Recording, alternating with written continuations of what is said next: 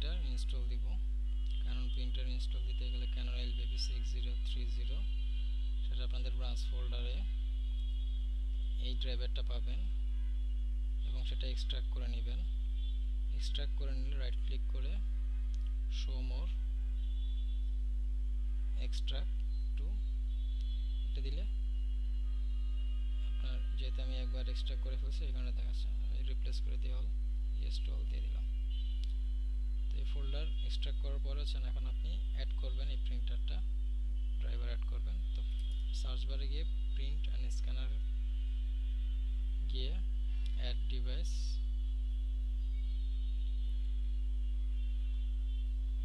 অথবা Bluetooth and other device সেটিংয়ে গিয়ে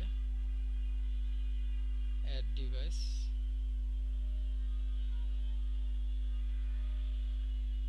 মোর ডিভাইস গিয়ে এখান থেকেও আপনি অ্যাড এ প্রিন্টার, এখানে গিয়ে দ্য প্রিন্টার ওয়াজ আনলিস্টেড এখান থেকেও আপনি অ্যাড করতে পারেন। আমি এখান থেকেই দেখাই printer and scanner add device,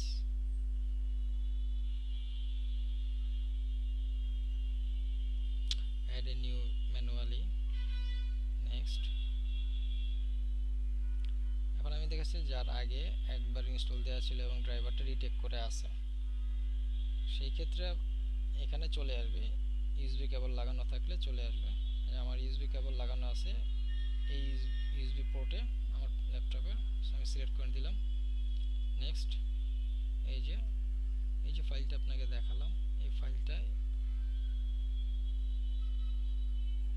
ও নিয়ে রাখছে XPS EGB ড্রাইভার, এই ফাইলটা।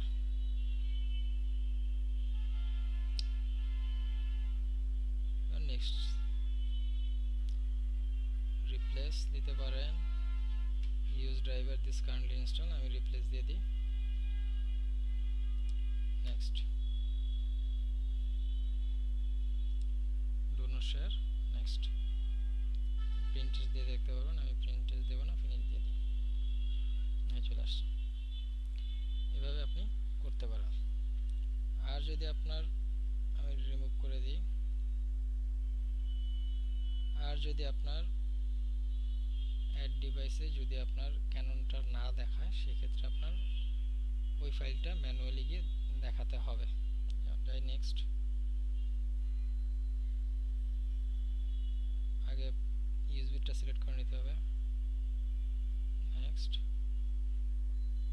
এটার জন্য আমি আরেকটা ভিডিও করছি, ওখান থেকে আপনি দেখতে পারেন। নেক্সট, হ্যাভ ডিস্ক ব্রাউজ, এই সেই